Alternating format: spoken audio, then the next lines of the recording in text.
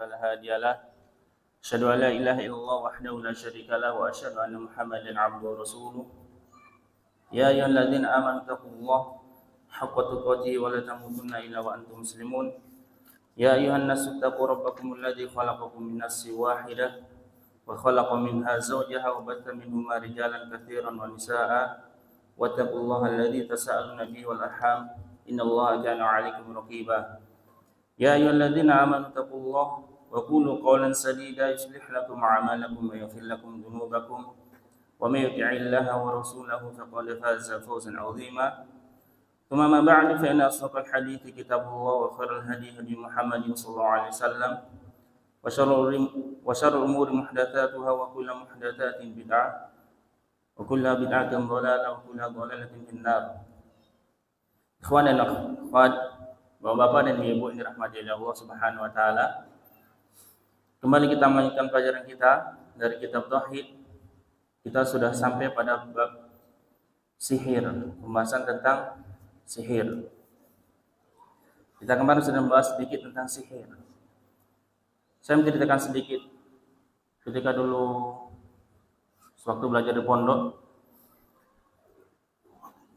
seorang teman dari daerah Lombok menceritakan bahwasanya ketika beliau sedang belajar di pondok juga di daerah Lombok, ada temannya yang kena sihir sampai meninggal. Yang menunjukkan bahwasanya sihir itu benar, ada hakikatnya benar, bukan cuma omongan belaka. Jadi benar adanya sihir itu. Kenapa demikian? Singkat cerita bahwasanya sekeluarga tersebut mengenal sunnah, mengenal agama yang lurus ini, mengenal cara beribadah, beragama yang benar sesuai dengan Al-Quran dan sunnah. Nah, karena mungkin hidup di lingkungan yang mungkin bertentangan dengan sunnah, makanya ada seorang keluarga, seorang dari anggota keluarganya kena sihir. Dan kena sihirnya bukan main-main, Bapak dan Ibu yang mulia. Anak tersebut belajar di pondok. Jadi sihir tersebut tidak bisa disembuhkan kecuali ditemukan buhulnya, ikatan-ikatannya, kecuali dengan izin Allah Subhanahu wa taala. Sampai meninggal. Jadi diceritakan bahwasanya sangat sedih sekali, bahkan teman-temannya sampai menangis dan ustaznya juga di pondok sampai menangis. Karena bagaimana? Tidak bisa kita menolong, kita hanya bisa mendoakan saja. Matanya melotot sampai kurus, sampai meninggal di sihir. Seperti itu. Di Lombok. Ini ceritanya benar adanya dari teman saya, teman satu kamar. Baik. Kita masuk pembahasan sihir, kita murojaah dulu. Bahasanya sihir itu benar adanya. Kemarin sihir secara bahasa apa? Ma khafiya wa lakufa sababuhu. Itu sesuatu yang tersembunyi dan lembut sebabnya. Ya, sesuatu yang tersembunyi, tidak kelihatan. Akan tapi akibatnya kelihatan. Akibat dari sihir tersebut. Ini sihir secara bahasa. Kemudian secara istilahan atau secara syar'i, yaitu azaim atau ruqa atau uqad, aziman-aziman atau doa-doa atau jampi-jampi yang itu bisa berpengaruh di badan manusia, ya, bisa berpengaruh di badan manusia. Bahkan bisa memisahkan antara suami dan istri. Dan ini yang akan kita bahas atau yang kita sudah bahas kemarin. Kita sudah bahas kemarin ini tentang sihir yang menyebabkan pelakunya itu dibunuh. Maka kita harus tahu Bapak dan Ibu yang mulia, ketika di sini syariat menyariatkan bahwasanya pensihir atau tukang sihir itu dibunuh, ini menandakan bahwasanya sihir tersebut adalah dosa yang sangat besar tentunya di sisi Allah Subhanahu wa taala, ya. Ini sihir.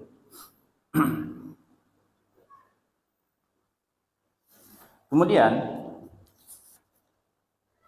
kita masuk pada bab berikutnya, yaitu bayanu syai'in min anwa'i sihir. yaitu penjelasan tentang jenis-jenis sihir. Sebelum kita lanjutkan, bahwasanya Syekh Al-Utsaimin menyebutkan bahwasanya sihir itu ada dua, yakni sihir yang dia bisa membuat orang itu menjadi kafir dan orangnya dibunuh, pelakunya dibunuh. Berarti dia murtad dari agama Islam. Ini sihir yang pertama. Kemudian sihir yang kedua itu mengakibatkan dia melakukan dosa besar, fasik, ya, tentunya itu bertingkat-tingkat. Di sini penulis Syekh Muhammad bin Abdul Wahhab menjelaskan tentang jenis-jenis sihir. Rupanya sihir itu ada jenis-jenisnya. Baik. Berkata penulis, semoga Allah merahmatinya, qala Ahmad haddatsana Muhammad ibn Ja'far haddatsana Auf an Hayyan ibn al-Ala haddatsana Qutan ibn Qabisah an abihi annahu sami'a Nabiy sallallahu alaihi wasallam qala innal 'iyafa wat tarqa wat tiyarah minal jibt. Berkata Ahmad, bahasanya telah mengabarkan kepadaku Muhammad bin Ja'far, telah mengabarkan kepada kami Auf dari Hayyan bin Ala, telah mengabarkan kepada kami Qutan bin Qabisah dari bapaknya, bahasanya beliau mendengar Nabi Muhammad SAW bersabda, sesungguhnya Iyafah dan Torqo wa Tiyaro dan juga Tiyaro adalah al-jib.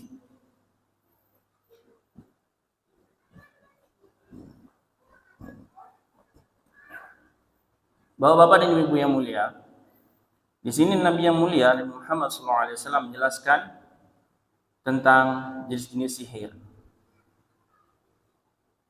Yang bawa bukunya ada ya. Tapi di situ tidak ada tulisannya sihir. Akan tapi minal jib adalah sebagian dari al-jib. Kemarin kita sudah bahas pembahasan tentang jib. Apa itu jib? Jib adalah sihir, kata siapa? Ibnu Umar kemarin kan? Ada di bab sebelumnya tentang pembahasan sihir ya. Jib adalah sihir. Baik. Nabi kita yang mulia Nabi Muhammad SAW bersabda bahwasanya iyafah. Iyafah itu apa? Ya, ini bentuk seperti seseorang untuk meramal suatu keadaan. Dia menerbangkan burung. Di sini penulis menjelaskan dia zajrut tayr, yaitu menerbangkan burung. Wa tafa'ul bi asma'iha wa aswatiha wa mamarriha. Dan dia pesimis,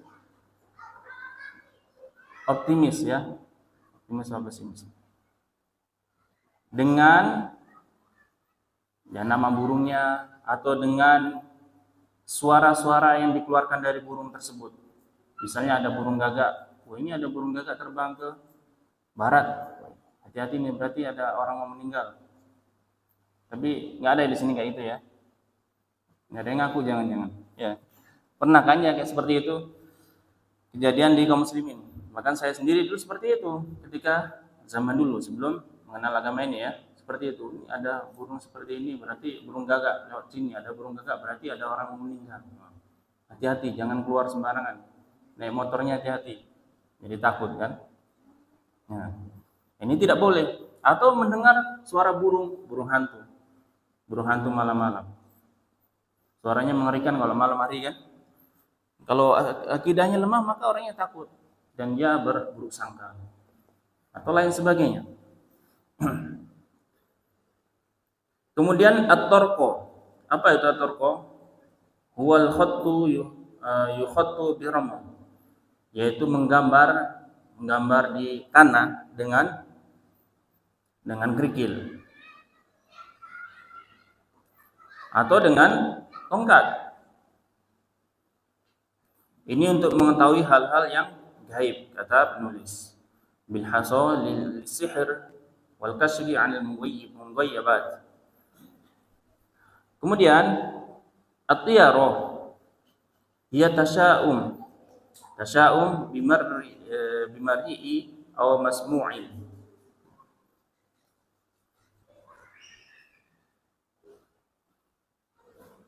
Yang tadi optimis, tafa'ul optimis, sedangkan tasya'um ini adalah pesimis. Berarti tadi misalnya yang iyafah tadi ada menerbangkan, kalau burungnya terbang ke arah barat berarti ini boleh menikah, seperti itu ya. Sedangkan yang tiaroh ini adalah pesimis dengan keadaan sesuatu, ya, dengan keadaan sesuatu, dengan misalnya tadi dengar suara burung atau anjing atau lain sebagainya, atau mendengar suara-suara yang ya, seperti kebiasaan kita. Kalau contohnya seperti apa? Kejatuhan cicak. Nah, ini berarti dia pesimis, berburuk sangka, ya, tiaroh. Minal jibt, ini adalah amalan dari sihir, ya. Sedangkan jibt kemarin sudah jelaskan kata Ibnu Umar apa? Sihir. Nah, ini adalah bapak-bapak dan ibu-ibu yang mulia.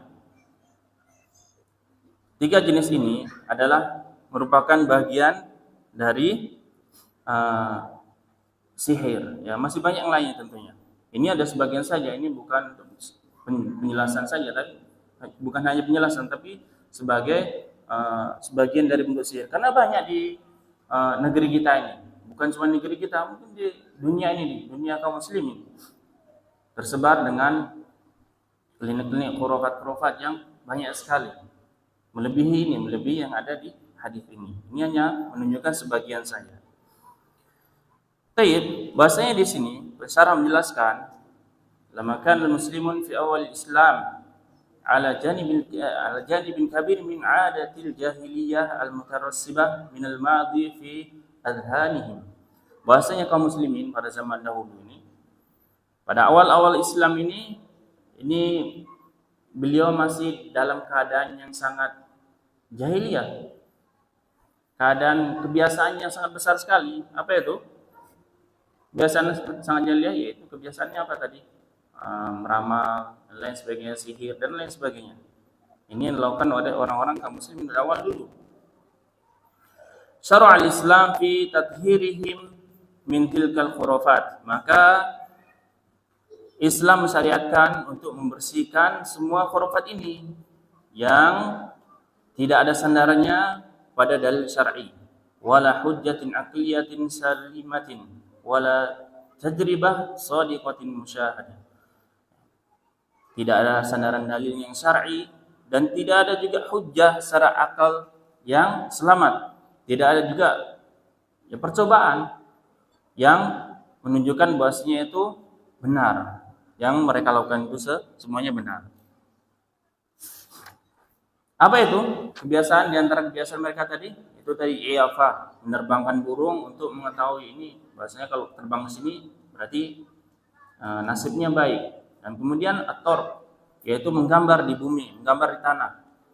Gambar-gambar kemudian dihapus-hapus seperti itu. Wallahu alam.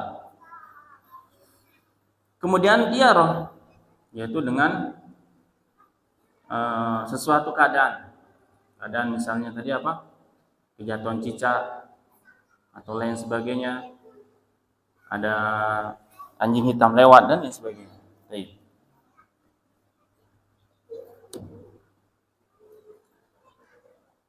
Maka faedah dari hadis ini yang pertama adalah bayan thalathatin anwa'i sihir wa hiya al-'iyafah wa at-tarq wa tiyarah, yaitu penjelasan tentang 3 jenis sihir. Yang pertama itu iyafah, menerbangkan burung, wator, yaitu menggambar di bumi atau di tanah, kemudian tiaro, yaitu dengan keadaan sesuatu.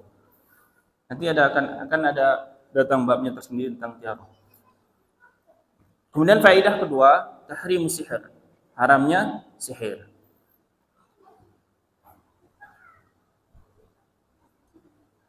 Maka kaitannya hadis tersebut dengan pembahasan tauhid itu apa? Maka apa? Anna hadis thalatha min sihir wa sihr mabniun ala syirik.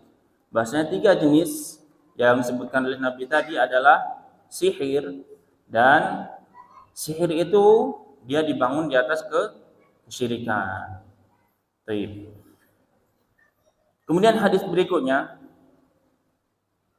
wa an Ibnu Abbas radhiyallahu anhuma qala Rasulullah sallallahu alaihi wasallam, man ittabasa syu'batan minan nujum faqad ittabasa syu'batan minas sihr. Zada mazada. Rawahu Abu Dawud wa isnaduhu sahih. Dari Ibnu Abbas, semoga Allah meridhinya, beliau berkata bahasanya Rasulullah SAW bersabda, barang siapa yang pelajari cabang dari perbintangan, maka dia telah mempelajari cabang dari ilmu sihir. Ketika dia mempelajari, maka dosanya semakin bertambah. Semakin bertambah ilmu sihirnya, semakin bertambah dosanya. Baik. Bapak-bapak dan ibu-ibu yang mulia, bahasanya Nabi kita di sini menjelaskan bahasanya barang siapa yang mempelajari cabang dari ilmu perbintangan, maka dia telah mempelajari ilmu sihir. Sihir. Boleh tidak berarti belajar ilmu sihir?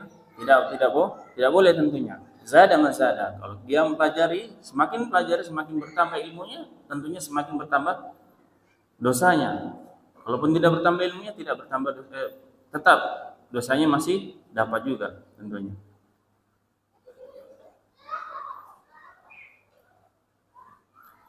Baik, bahasanya hadis ini menjelaskan nujum. Apa itu nujum? Perbintangan tadi. Ilmu perbintangan di sini bahasanya ulama Syekh Al-Utsaimin menjelaskan ada dua jenis. Apa itu yang pertama? Yaitu at-ta'tsir. Kalau bahasa kitanya itu at-ta'tsir itu ilmu astrologi ya. Pernah dengar ilmu astrologi? Boleh tidak ini? Boleh, Pak? Astrologi, ada yang tahu? Ada yang pernah dengar ilmu astrologi? Beda ilmu astrologi dengan astronomi. Kalau astronomi namanya taksir. Syekh Al-Utsaimin menjelaskan ilmu perbintangannya ada dua, ada yang boleh dan ada yang tidak boleh. Yang pertama at-ta'tsir, ini yang tidak boleh. Kenapa? Ya karena dia bersandar kepada perbintangan terhadap sesuatu yang mungkin akan terjadi atau yang telah terjadi. Ya, ini tidak boleh. Misalnya nih bintang ini ada di sini, ini berarti tandanya apa? Tandanya sial. Itu contohnya itu. Tapi ada ilmu astrologi yang lain lagi. Misalnya ini bintangnya bintang apa? Kalau yang kita ketahui, yang telah kita ketahui apa? Taurus, apalagi Sagittarius, ya dan lain sebagainya. Ini tidak dibolehkan dalam agama Islam. Ini termasuk belajar sebagian cabang dari ilmu sihir. Ini tidak dibolehkan dalam agama Islam. Kemudian yang dibolehkan tadi apa? At-ta'tsir, ilmu astronomi. Contohnya apa? Ya seperti yang dilakukan oleh pemerintahan kita di BMKG ya. Nah, itu dibolehkan tuh. Seperti bahasanya ketika bintang ini berada di sini posisinya, nah, biasanya dia akan musim hujan. Biasanya ketika ini ada di sini, biasanya akan musim kemarau dan lain sebagainya. Tapi cuma hanya memperkirakan saja. Nah, memperkirakan, bukan seperti yang taksir tadi, atau menyebabkan. Tapi perlu kita ketahui bapak-bapak dan ibu-ibu yang mulia. Beberapa waktu lalu saya juga bertemu dengan ada saudara kita juga kaum muslimin. Jadi sudah lama kita tidak turun hujan katanya. Oh inilah penyebabnya karena angin apa gitu disebutkan kemarin. Nah ini tidak boleh ya. Penyebabnya karena angin apa? Yang menyebabkan tidak turun hujan itu siapa? Di atas kehendak Allah tentunya. Karena sebab-sebab dosa kita juga tentunya. Ini malah menuduh angin ya. Tidak boleh. Mungkin sebabnya ya, tapi kalau menyandarkan itu semua ya tidak boleh. Makanya kita harus berhati-hati dengan perkataan kita. Baik. Jadi ilmu perbintangan tadi ada berapa? Ada dua. Yang pertama yang tidak dibolehkan itu adalah at-ta'tsir, ilmu astrologi. Dan ini haram mempelajari ilmu ini. Kemudian tasyir, ini yang dibolehkan oleh para ulama.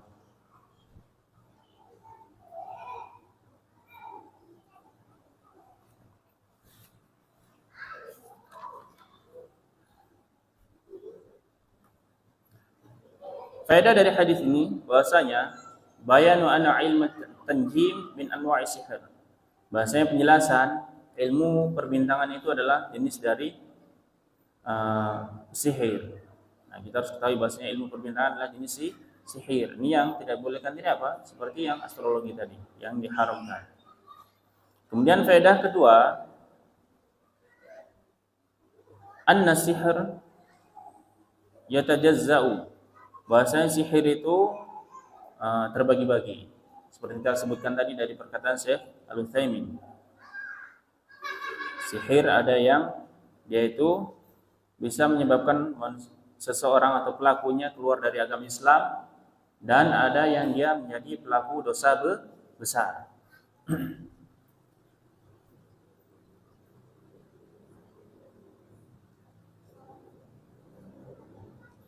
Di sini ada ringkasan bahasanya muhawalat istiksyafil majhul bi asbabil maddiyah al-musyahidah ka muhawalat istiksyafil fadha wa ghairihi la ya'uddu min as-sihir. Nah, ini yang kita katakan tadi ilmu perbintangan, yaitu at-taksir tadi ya, atau astronominya dibolehkan. Bahwasanya mengetahui sesuatu yang tidak diketahui, yang majhul ya.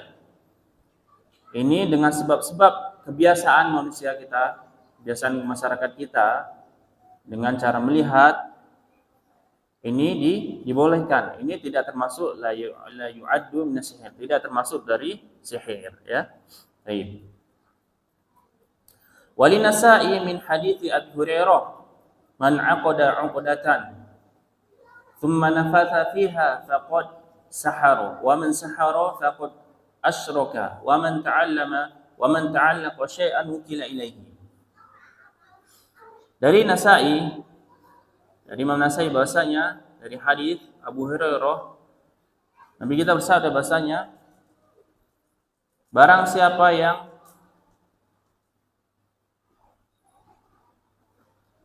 man aqada 'uqdatan tsumma nafatha fiha, barang siapa yang mengikat-ikat, membuat bul-bul, kemudian dia meniupkan seperti ketika mau doa mau tidur, nah ditiupkan sedikit tapi tidak keluar ludahnya banyak ya. Tsumma nafatha fiha, kemudian dia meniup di ikatan tersebut, maka dia telah melakukan perbuatan sihir. Dan barang siapa berbuat sihir, maka dia telah berbuat syirik. Dan barang siapa menggantungkan sesuatu, maka dia diserahkan perkaranya kepada dia sendiri. Baik, Bapak-bapak dan Ibu yang mulia, bahasanya hadis ini menjelaskan bahasanya barang siapa yang mengikat suatu ikatan tentunya untuk sihir. Jangan nanti ketika ada orang ikan-ikan dibilang, oh ini mau melakukan sihir. Tidak, tapi karena untuk sihir. Kemudian dia meniup, tentunya dengan tiupan apa? Ya baca jampi-jampi. Wallah alam, jampi-jampinya tidak tahu apa jampi-jampinya. Tiupannya itu dengan apa? Dengan seperti kita mau doa ketika mau tidur itu ya. Ada sedikit air ludahnya sedikit ya. Itu namanya nafasa ya, keluar sedikit. Maka ini termasuk perbuatan sihir. Barang siapa berbuat sihir, maka dia telah berbuat syirik kepada Allah Subhanahu wa taala. Ini menunjukkan bahwasanya itu perbuatan dosa besar ya, perbuatan yang bisa mengeluarkan seseorang dari Islam. Wa man ta'allaqa syai'an wukila ilaihi. Barang siapa yang menggantungkan sesuatu, maka dia diserahkan perkaranya kepada dia sendiri. Baik. Bapak dan Ibu yang mulia, di sini bahasanya dalam hadis ini menjelaskan bahasanya barang siapa yang menggantungkan sesuatu, dia akan diserahkan perkaranya kepada diri sendiri. Maksudnya menggantungkan sesuatu tersebut tidak kepada Allah Subhanahu wa taala. Makanya apa doa kita zikir pagi petang? Agar perkara kita tidak diserahkan kepada diri kita sendiri. Ada yang hafal atau ada yang lupa? Siapa yang baca zikir petang tadi? Ya Hayy ya Qayyum bi rahmatika astaghith aslih li sya'ni kullah wa la takilni ila nafsi tarfata ain.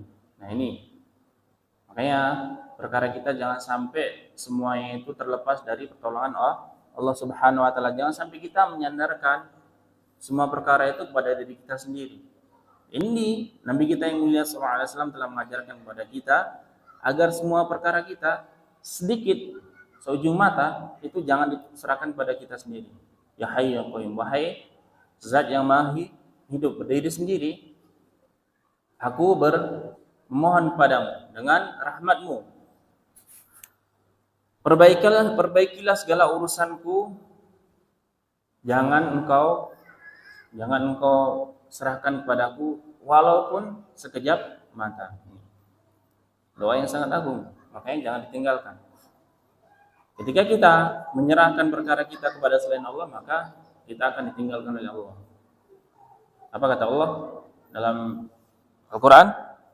Nuwalli ma tawalla wa nuslihi jahannam. Maka ketika kita meninggalkan Al-Quran Sunnah, maka kita akan dibiarkan oleh Allah dan kita akan masuk neraka jahannam.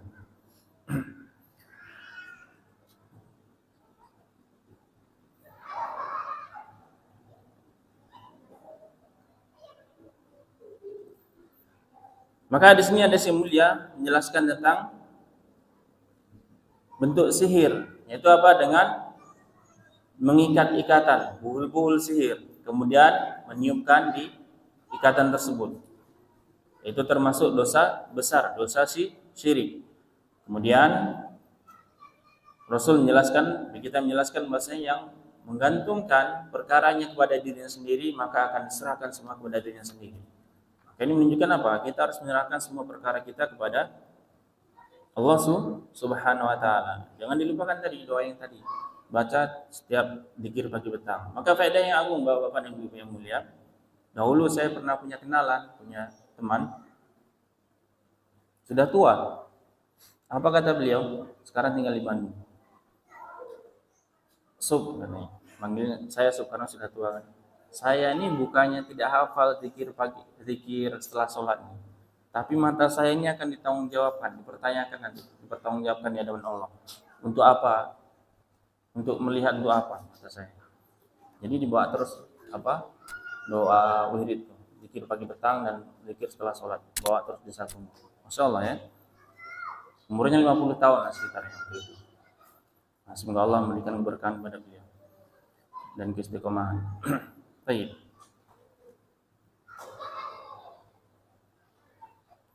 Maka faedah yang agung dari hadis tersebut diantaranya adalah tahrimu muhawalati sihir, yaitu haramnya melakukan sihir. Kemudian faedah berikutnya, bahasanya meniup dengan tiupan yang ada sedikit ludahnya dalam ikatan ini merupakan jenis sihir.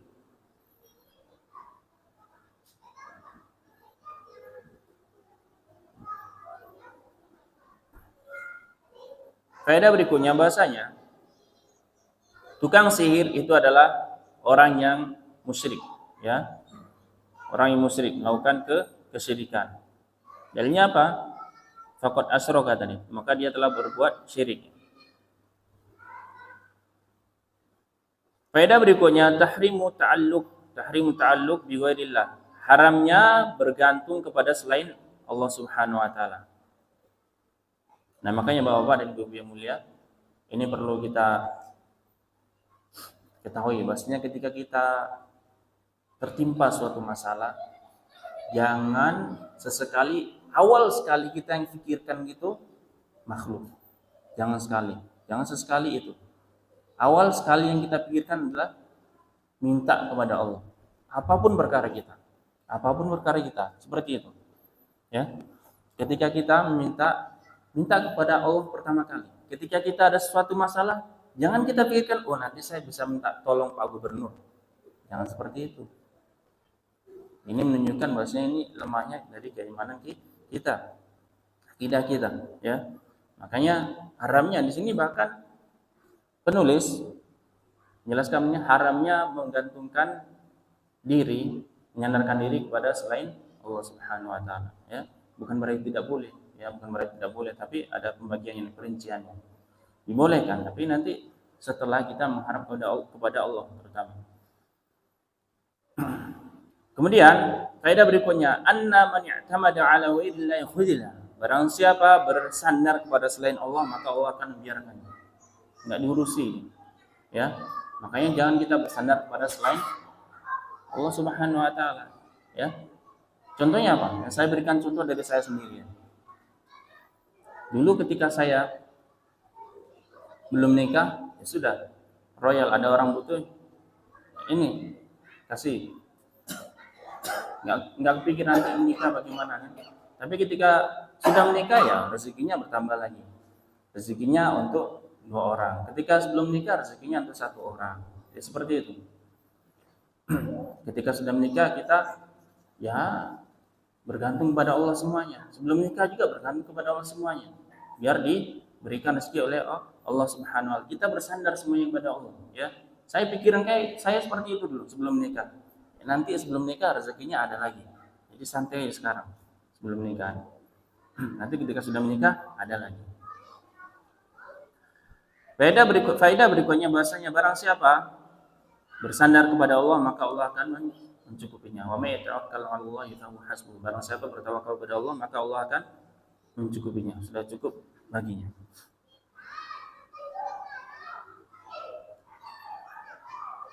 Hadis berikutnya bahasanya Ali bin Abbas Ali bin Mas'ud radhiyallahu anhu anna Rasulullah sallallahu alaihi wasallam qala ala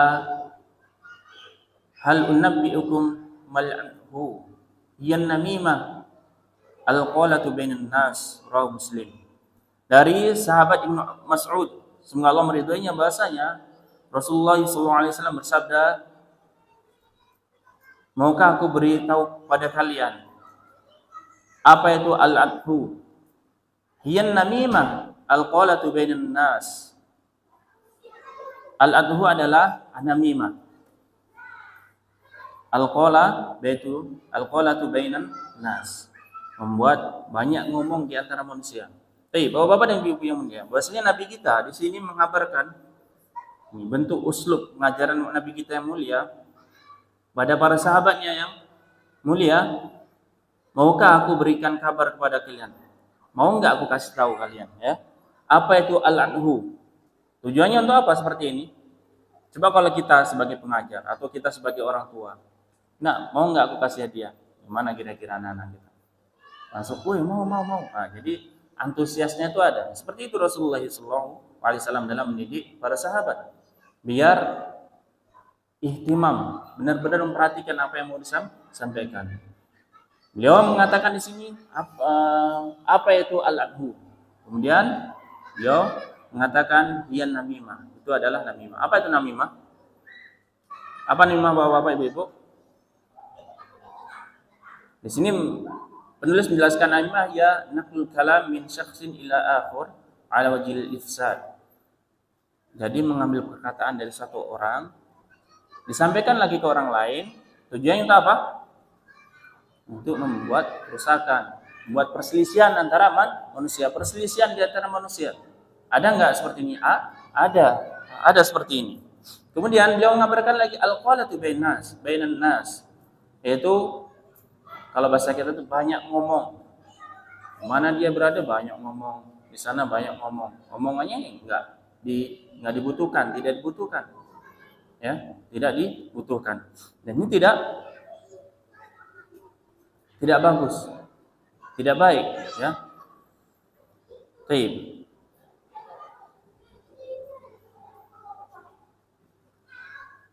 Namimah di sini masuk kepada pembahasan sihir. Kenapa Bapak Ibu? Ada yang tahu?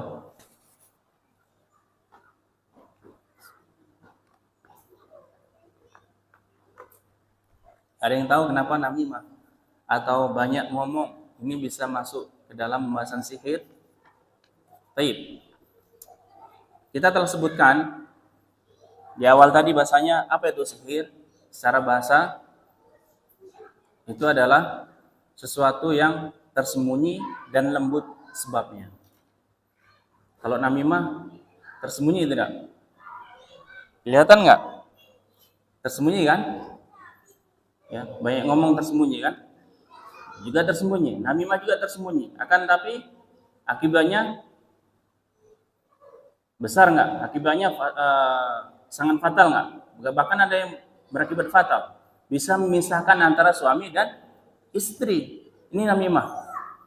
Jadi di sini penulis menjelaskan bahasanya ini adalah bagian dari penjelasan sihir secara bahasa. Kenapa? Seorang ketika dia melakukan mengadu domba antara manusia dengan orang yang lain, antara orang dengan orang lain, menukil pembicaraan, kemudian untuk dia adu domba kepada orang lain, apakah dia akan dihukumi dengan pelaku dosa yang mengeluarkan seseorang dari Islam? Tentunya tidak. Seperti pembahasan bab yang lalu, itu seseorang yang melakukan sihir bisa dibunuh. Akan tapi kalau orang melakukan namimah tentunya tidak dibunuh. Melakukan adu domba tidak dibunuh. Seperti zaman-zaman sekarang ini, ya. Ini menunjukkan apa? Di sini penulis menunjukkan bahasanya ini adalah bentuk sihir secara bahasa yang tidak menyebabkan seseorang keluar dari agama Islam, yang menyebabkan dia dibunuh, di hukuman bunuh. Akan tapi apa? Sebab atau akibat dari yang dia katakan namimah, mengadu domba tersebut. Nah, ini yang mirip dengan sihir. Ya, karena tidak ada kelihatan nampak, tapi akibatnya yang ditimbulkan dari mengadu domba tersebut. Banyak dia berbicara, ngomong sana sini, kila wakol, katanya. Nah, ini yang bisa mengakibatkan sesuatu yang bisa fatal, bahkan bisa memisahkan antara suami dan istri. Bahkan bisa apa? Bisa fatal, bisa membunuh orang lain juga, ya, ngadu domba. Seperti ini kan? Atau yang pernah jadi preman sekolah, seperti itu kan? Ngadu domba antara teman yang lain. Kamu kata si itu kayak gitu. Tidak bisa diterima ini. Baik. Di sini penulis menjelaskan bahasanya lam yukaffir sahibun namimah wa lam yuhkam biqatlihi wa innama kuffira sahibus sihr wa hukima biqatlihi li'anna sihr yaqumu ala wasail syirkiyah wa namimah laysat kadzalik. Makanya di sini penulis menjelaskan tidak dihukumi kafir itu orang yang melakukan adu domba atau namimah, atau dia dihukumi dengan hukuman bunuh. Kenapa seseorang itu yang melakukan sihir bisa dihukum bunuh? Karena apa? Karena dia bekerja sama dengan setan. Itu yang menyebabkan dia dihukum bunuh sebagaimana dilakukan oleh sahabat, ya. Dengan wasilah-wasilah yang syirik tentunya. Akan tapi namimah tidak demikian, ya. Namimah dia tidak minta ke dukun-dukun, minta jimat-jimat, minta bulbu dan lain sebagainya. Ini namimah tidak seperti itu, atau adu domba. Kemudian walahu ma'an ibn Umar radhiyallahu anhuma anna Rasulullah sallallahu alaihi wasallam qala inna minal bayan la sihron. Dan dari Imam Bukhari dan juga Imam Muslim dari sahabat Ibnu Umar, semoga Allah meridhai beliau berdua, sesungguhnya Rasulullah sallallahu alaihi wasallam bersabda, merupakan bagian dari penjelasan adalah sihir. Sesungguhnya di antara penjelasan adalah sihir. Ini lagi merupakan hadis yang sangat mulia, sangat agung sekali, menjelaskan bahasanya sesungguhnya di antara penjelasan adalah sihir. Kok bisa? Orang menjelaskan bisa sihir. Itulah, jangan-jangan antum di sini kena sihir sama anak kan? Ya. Ada yang ngantuk, ada yang terpelunggu, atau ada yang istrinya cantik, suaminya jelek, kena sihir juga. Ya tidak, ini relatif, ya. Kalau orang suka dengan lawan jenisnya, itu tidak semuanya harus kena sihir. Baik. Nabi kita di sini menjelaskan sesungguhnya di antara penjelasan itu adalah sihir. Kenapa? Ya, ini tadi masuk kepada sihir secara bahasa. Berapa banyak orang dia yang pandai berbicara di podium, di muka umum, baik ustadz ataupun bukan ustadz juga, retorikanya bagus sekali, bisa menarik orang-orang, bisa membuat orang fokus, bahkan bisa membenarkan apa yang salah, menarik orang, bisa membenarkan yang salah atau menyalahkan yang benar. Nah ini, makanya ini masuk ke dalam bab sihir secara bahasa. Akan tapi para ulama menjelaskan di sini, bayan itu ada dua, bayan yang batil, bayan yang tidak dibenarkan, dan bayan yang dibenarkan. Bayan yang dibenarkan itu apa? Penjelasannya dibenarkan itu apa? Ya, untuk menjelaskan kebenaran, retorikanya dia benar, menjelaskan kebenaran. Dan ini bagus nih untuk kita terapkan di kehidupan kita sehari-hari. Jadi kita bisa pelajari agar kita bisa menarik bagaimana seseorang bisa betah di kajian kita. Jangan kajiannya monoton sehingganya seseorang atau orang-orang jamaahnya nggak tertarik. Apalagi jamaah umum kan, beda halnya dengan di pondok. Kalau di pondok itu bisa tidak bisa ya tetap harus duduk dalam kelas ya. Mau ustadznya nyampaikannya, nah ayyuhatullah, wahai murid-murid, lihat perhatikan gini, jelaskannya datar saja. Tidak tidak bisa dia harus duduk di situ, harus tidak tidur, harus tidak ngantuk. Usahakan jangan sampai ngantuk. Atau di kelas kampus, ya. Tapi kalau di masyarakat umum ya kita harus berusaha bagaimana kita harus merubah tata cara kita, metode kita, cara mengajar kita ke masyarakat agar ya masyarakat betah.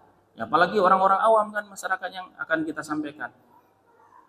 Contohnya apa ya? Orang tua kita sendiri, bagaimana kita harus bisa ya bahasanya bagus lah, menjelaskan biar bisa menyihir ya. Tentunya bukan sihir yang menggunakan apa? Kesyirikan tadi, ya. Makanya di sini Nabi kita menjelaskan bahasanya inna minal bayan lasihron. Sesungguhnya di antara penjelasan itu adalah sihir, karena penjelasan itu bisa menarik perhatian orang banyak, ya. Perhatian orang banyak, ya. Seperti siapa? Kalau rencana mau menyampaikan masalah apa? Pemilihan ya, jadi nggak jadi. Nanti takutnya lagi kampanye. Baik. Ya, seperti orang-orang yang berpandai bicara lah ya, pandai berbicara di muka umum. Baik. Ini yang dimaksud hadis tersebut, bahasanya inna minal bayan lasihron. Sesungguhnya sebagian dari penjelasan itu adalah sihir. Makanya kita harus tahu tadi, bahasanya penjelasan itu ada dua bagian, yang menjelaskan untuk menguatkan kebenaran. Nah, ini yang dibolehkan, yang ditekankan. Yang tidak dibolehkan tentunya yang batil,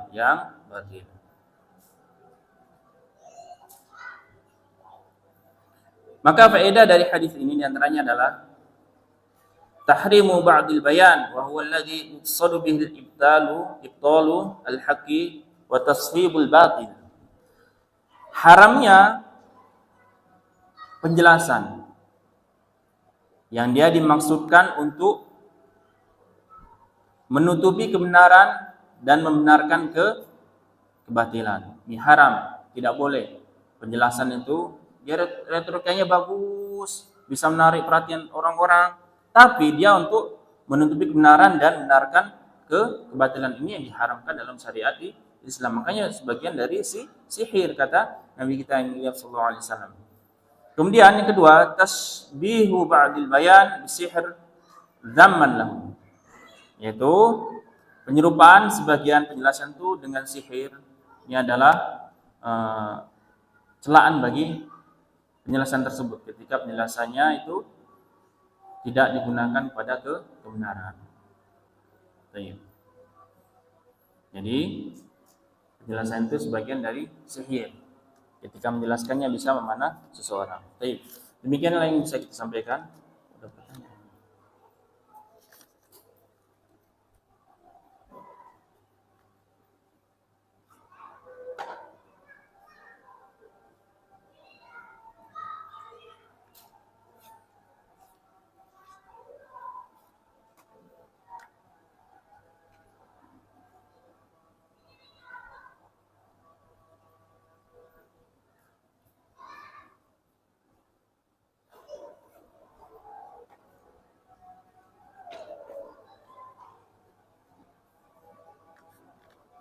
Oke, di sini ada pertanyaan.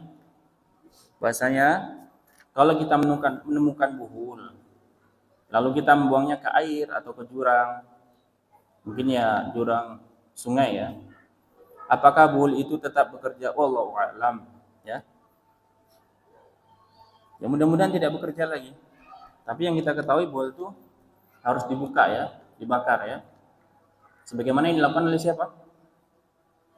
Nabi kita yang mulia sallallahu alaihi wasallam ketika beliau kena sihir, siapa yang meruqyah? Jibril ya, malaikat. Kemudian ketemu buhulnya di sumur, dibuka buhulnya ya. Bagaimana cara memusnahkan buhul yang benar? Ya, dengan dibakar, dimusnahkan ya. Dibakar itu lebih bagus. Jika sudah terlanjur dibuang ke air, apa yang harus kita lakukan? Ya, mudah-mudahan bisa ketemu lagi dengan orang yang amanah ya. Baik. Nah, ini masya Allah ya. Wallahu alam, seperti itu saja. Demikian yang bisa kita sampaikan. Jazakumullahu khairan. Mudah-mudahan sedikit bermanfaat. Barakallahu fikum. Subhanakallahumma bihamdika. Asyhadu an la ilaha illa anta astaghfiruka wa atubu ilaik.